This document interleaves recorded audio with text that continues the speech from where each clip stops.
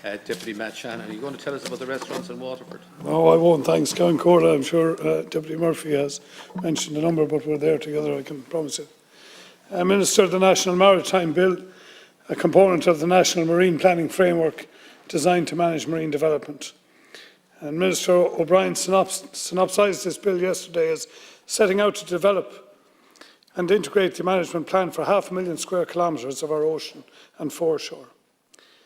The magnitude and responsibility this bill seeks to address is highlighted in the Minister's opening statement yesterday, where he said that we have not inherited the earth from our parents, but rather have borrowed it from our children.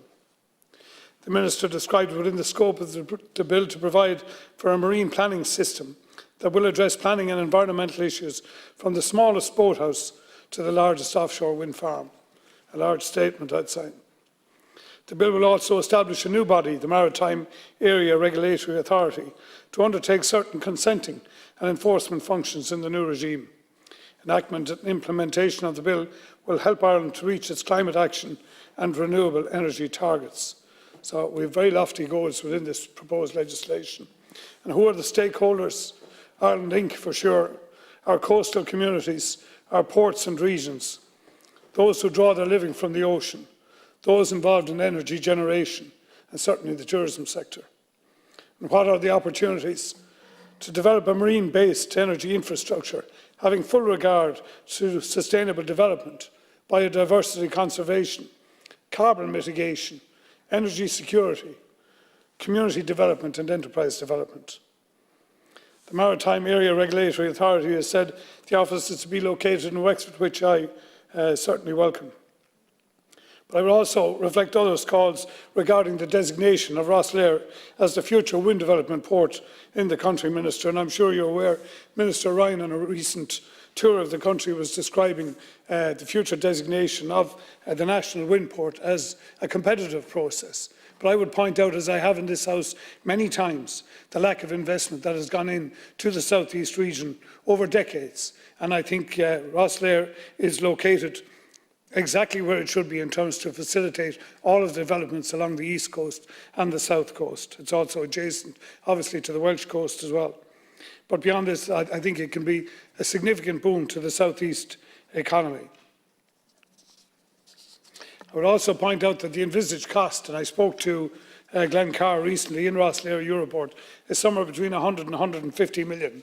Substantially less than the money that's been spoken about here earlier to secure the round-the-world yacht races. And I think having the extension of that facility into the future would benefit Ireland far greater than the tourism boom that might come from yacht racing.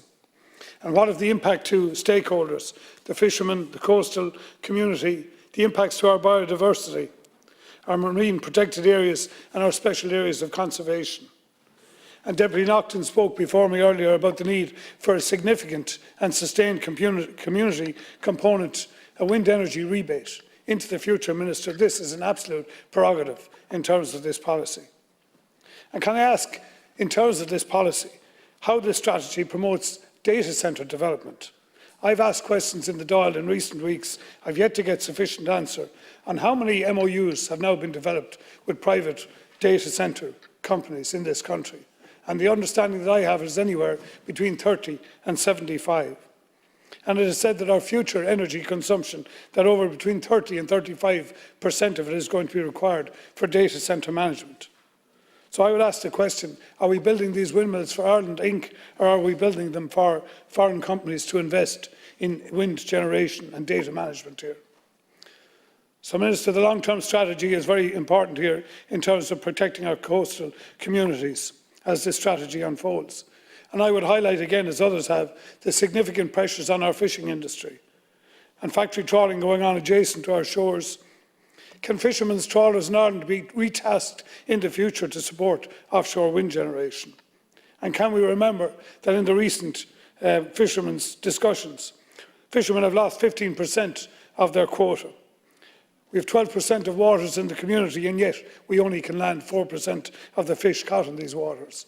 This is a significant, and it's an undescribable horror for people who have been in this industry for so long as they see it waning. So maybe wind energy generation can offer some regeneration of income into these coastal communities. The other area that was touched on is marine pollution. And we have a significant problem with marine microplastics, Minister, which I'm sure you're aware. And we cannot talk about marine conservation without talking about future social initiatives to change consumer habits.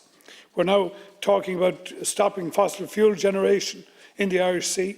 And why are we not talking about reducing plastic at the same time? It is certainly a no-brainer to me.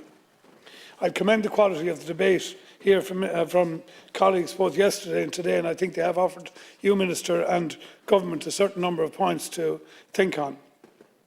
As I say, we're closing out on the development of fossil fuel and natural gas from the marine environment.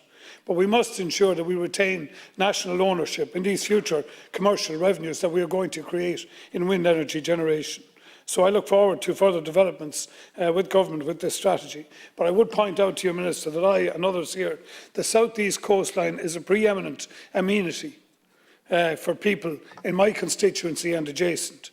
And there are very significant discussions about very large wind farm areas taking all along the south coast. And these cannot be foisted upon the people of the south to generate Ireland Inc. and to generate foreign data centres without some community coupon, and also without regard to the wishes of people living in these areas.